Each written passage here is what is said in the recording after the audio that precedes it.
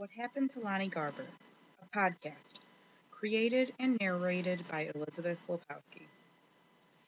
What Happened to Lani Garver is an adolescent novel by Carol Plamucci. Its publication date is 2002, and the story takes place right about then. Although it's never specifically stated, the book uses modern language and attitudes that jive well with that publication date, which leads me to believe it's set in modern times. The setting is, as said, around the turn of the millennium. The events of the novel take place in two places: Hackett Island, a small island outside Philadelphia, and the city of Philadelphia as well. The majority of the plot happens on Hackett Island itself.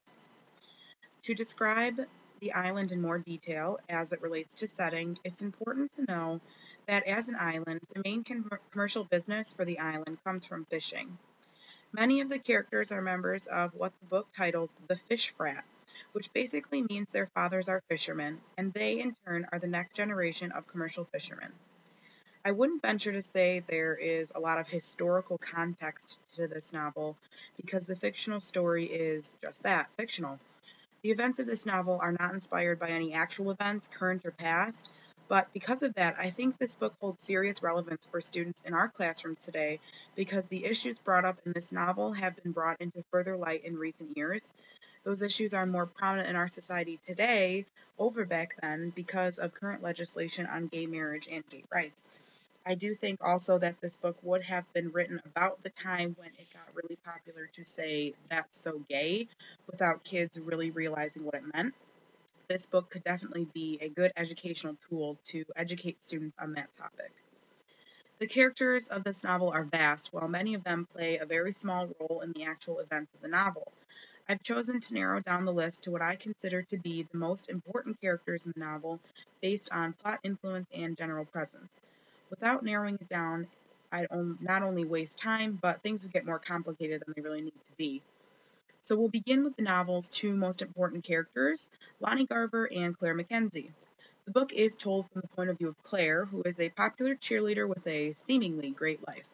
Her current facade of happiness masks a troubled past of her parents' divorce, her mother's newly found alcoholism, and her 8th grade year of hell battling leukemia. Claire is the only person from Hackett Island to get to know the newcomer Lani before making snap judgments about him. With Lani's help, Claire's life changes dramatically throughout the book. Next is Lani Garver, the newcomer to Hackett Island. Nobody knows anything about Lani before he comes to Hackett, including his age, his past, or, most importantly, his gender or sexual orientation. Lani tells everyone he doesn't like to be put into boxes, meaning the roles people put you in that both stereotype you and make you seem more like everyone else, rather than embrace your personality as an individual.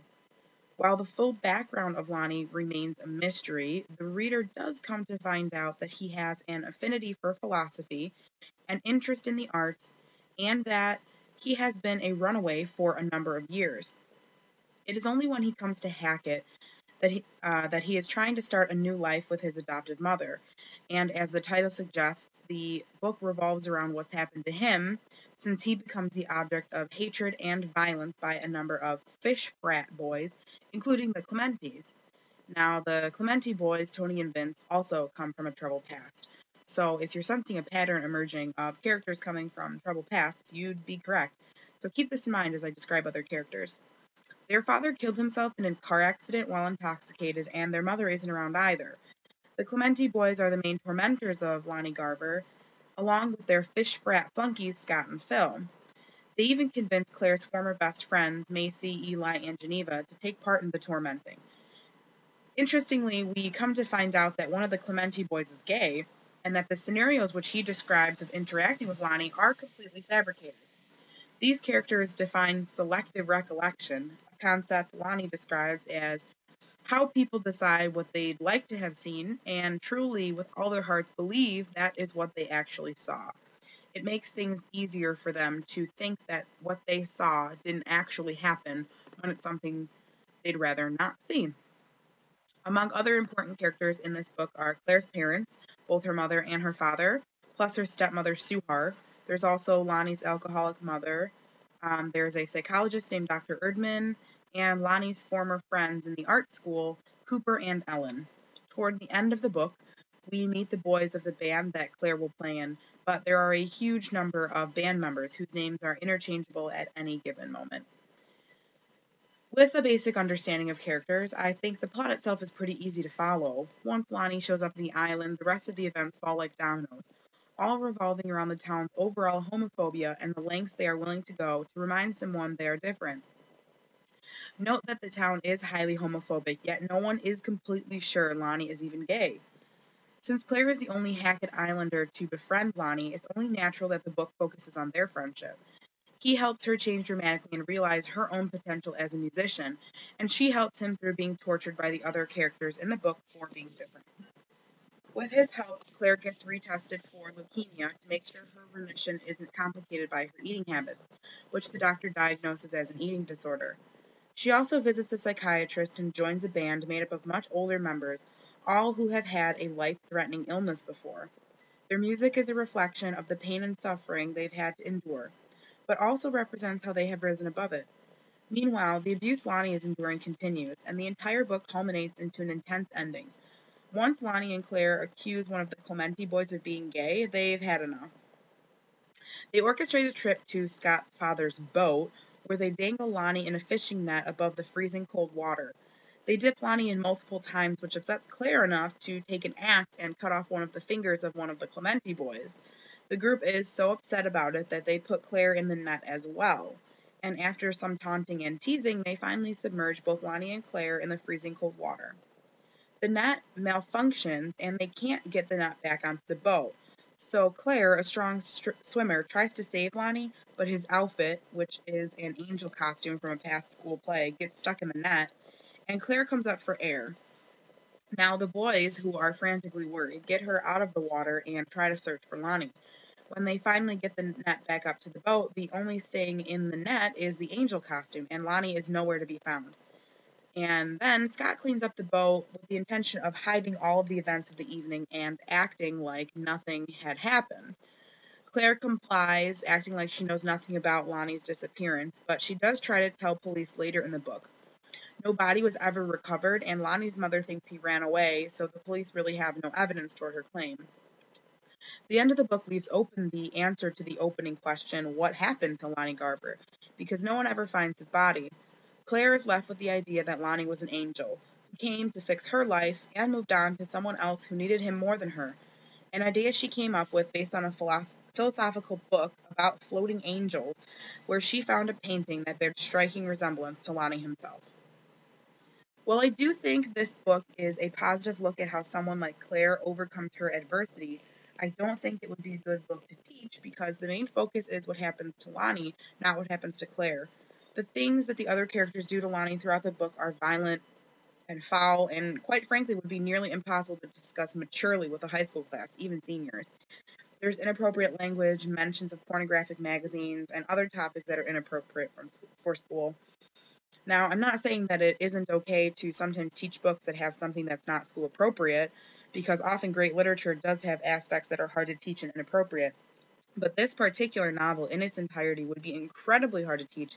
I think you'd face parent and administrator adversity in trying to convince them that this book is worth it to teach. So I do think it'd be better that if you wanted to teach this topic in your classroom, use a book based on real events so you can talk about the significance of those events and what that means instead of trying to infer significance from the fictional relationship between Claire and Lani.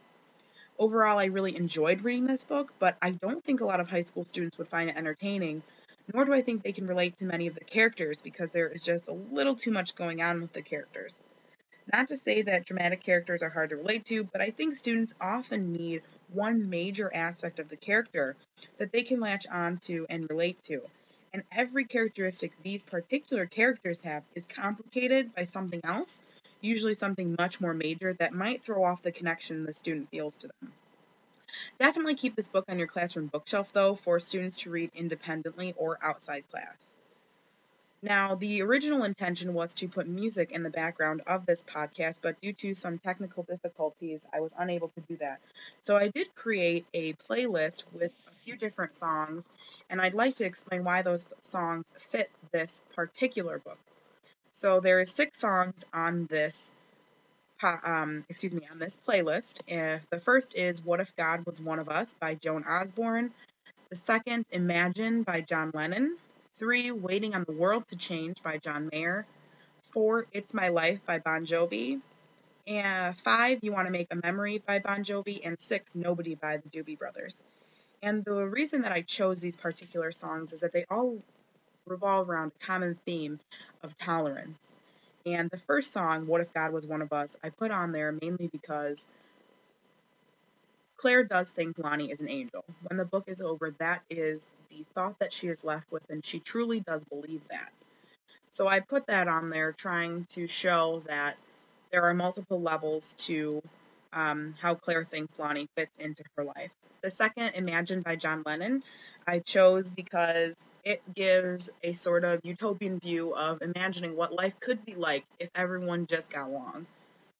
The third, "Waiting on the World to Change" by John Mayer, also fits that category because it shows that if we did have tolerance for one another, things would be majorly different. And in this song, John Mayer obviously says the words that he is waiting on the world to change. So I think that this book shows Lani is also waiting for the world to change. Uh, the next two, "It's My Life" and "You Want to Make a Memory," both by Bon Jovi, I chose mainly because of the situation that happens on the boat in the very end of the book. And I chose them because "It's My Life" is sort of a in-your-face look at Lonnie's thoughts as he goes into the water. Claire thinks that he is being incredibly naive, that he is letting all these things happen to him, and he's not fighting back. But I chose this song because he is taking control at this moment. He's allowing this to happen to prove to her that he is, in fact, an angel, and he is happy with the work he has done with her. And the same concept goes for "You Want to Make a Memory," because this event clearly is unforgettable for someone like Claire. And the last song I chose was "Nobody" by the Doobie Brothers, and it is an instrumental, mostly instrumental piece with a little bit of words, and I think those words just talk a lot about how um, people feel very alone in their problems, and I think that this book shows the exact opposite.